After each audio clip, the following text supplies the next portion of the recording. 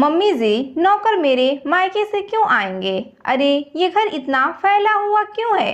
शिवम, तुम्हारी मम्मी कहाँ है?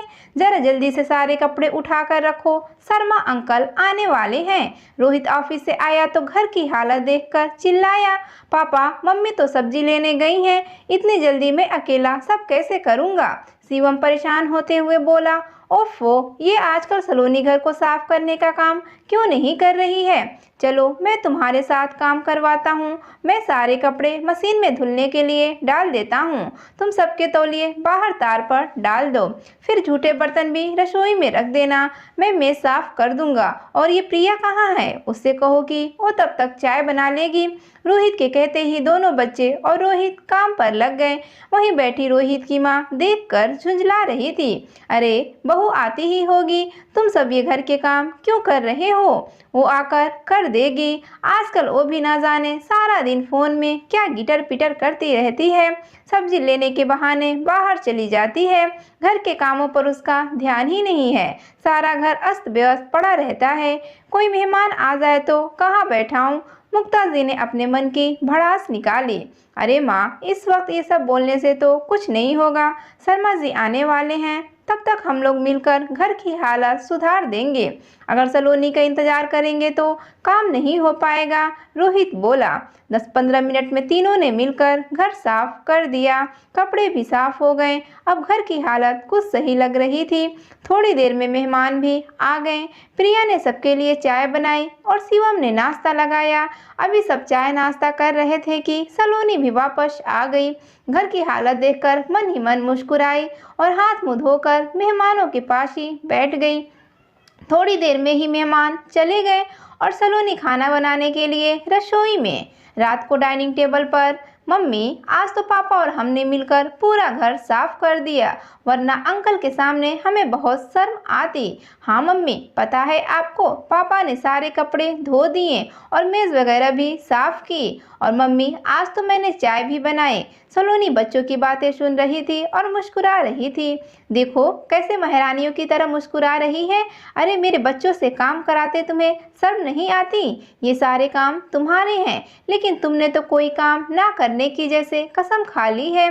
बस रोज सब्जी लेने के बहाने घर से बाहर चली जाती हो काम करने। क्या तुम्हारे मायके से नौकर आएंगे? मम्मी जी, नौकर मेरे मायके से तो नहीं आएंगे। हाँ, अगर घर के सब लोग मिल बांट कर काम करें तो सारे काम आसानी से हो जाएंगे। और ये कहाँ लिखा है कि ये सारे काम मेरे अकेले के हैं? क्या बाकी सब लोग इस घर में नहीं रहते?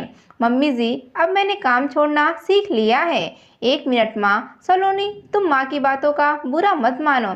आज हमें समझ आ गया है कि हमें भी कुछ काम कराने चाहिए, लेकिन मुझे यह समझ नहीं आ रहा कि तुम रोज जाती कहाँ हो? रोहित, तुम तो जानते ही हो कि मुझे बुटीक के काम का कितना शौक था, लेकिन पहले शादी फिर बच्चों की जिम्मेदारियां में इतना घिर गई कि कुछ करने का वक्त ही नहीं मिला। अब बच्चे बड़े हो गए तो सोचा अब अपने शौक को पूरा करूं, लेकिन बच्चे तो बड़े होकर भी बच्चे ही बने रहें। अपना कोई भी काम खुद नहीं करना, अपने कपड़े भी इधर उधर फैला देना। तुम्हारे ऑफिस और बच्चे के स्कूल जाने के बाद मैं बस घर को साफ करने में ही लगी रह जाती। बच्चों की भी गलती नहीं है, उन्होंने जैसा अपने पिता को देखा वैसे ही वो भी करने लगे। आपको भी कोई काम करने की आदत नहीं। घर में सबको केवल सलोनी ही काम के लिए दिखाई देती, लेकिन सब ये भूल गए कि सलोनी की अपनी कुछ इच्छाएं होंगी। कोई सलोनी के साथ हाथ नहीं बटाना चाहता। यहाँ तक मम्मी जी भी खाली बैठे ये नहीं कहती कि बैठे बैठे कपड़े में तह लगा दूंगी। आपके और बच्चों को कितने दिन से कह रही थी कि कम से कम अपना सामान जगह पर रखो, लेकिन किसी ने मेरी बात पर ध्यान नहीं दिया। इसलिए मैंने काम को ऐसे छोड़ने का फैसला किया और एक फैशन डिजाइनिंग स्कूल ज्वाइन कर लिया, जहां मैं रोज शाम को 1 घंटे के लिए जाती हूं। अब देखो मेरी तरकीब काम आई। आज जब सिर पर पड़ी तो सबने मिलकर घर भी साफ कर दिया और चाय नाश्ता भी बना लिया। रोहित, अगर सब लोग मिलकर रोज थोड़ा थोड़ा काम करें तो मुझे भी इतनी परेशानी ना हो और मैं अपना शौक भी पूरा कर सकूं। सलोनी की आंख नम हो गई थी। रोहित ने सलोनी का हाथ अपने हाथों में लिया और बोला, हमें माफ कर दो सलोनी, हमारी आदत खराब हो गई थी। अगर तुम काम ना छोड़ती तो हमें एहसास ही ना होता कि तुम अकेले कितने काम करती हो। अब से हम लोग अपने अपने काम बांट लेंगे और अब से तुम्हें सब्जी के बहाने स्कूल जाने की ज़रूरत नहीं। मैं या शिवम तुम्हें लेकर जाया करेंगे। तुमने सही कहा, हमारी आदत खराब हो गई थी।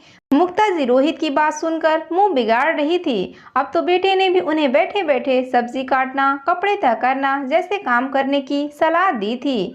आज सलोनी को सुकून आया था। अपने मन की बात कहकर वो हल्का महसूस कर रही थी। दोस्तों, अधिकतर हर घर की कहानी है। घर के सारे काम औरत की ही जिम्मेदारी समझे जाते हैं, लेकिन क्या घर और किसी का नहीं है? क्या औरत को थकान नहीं होती? क्या बहू को इंसान नहीं समझा जाता? आपको कहानी कैसी लगी? कहानी अच्छी लगी तो वीडियो को लाइक और चैनल को सब्सक्राइब करना ना भूलें। वीडियो देखने के लिए आपका बहुत बहुत धन्यवाद।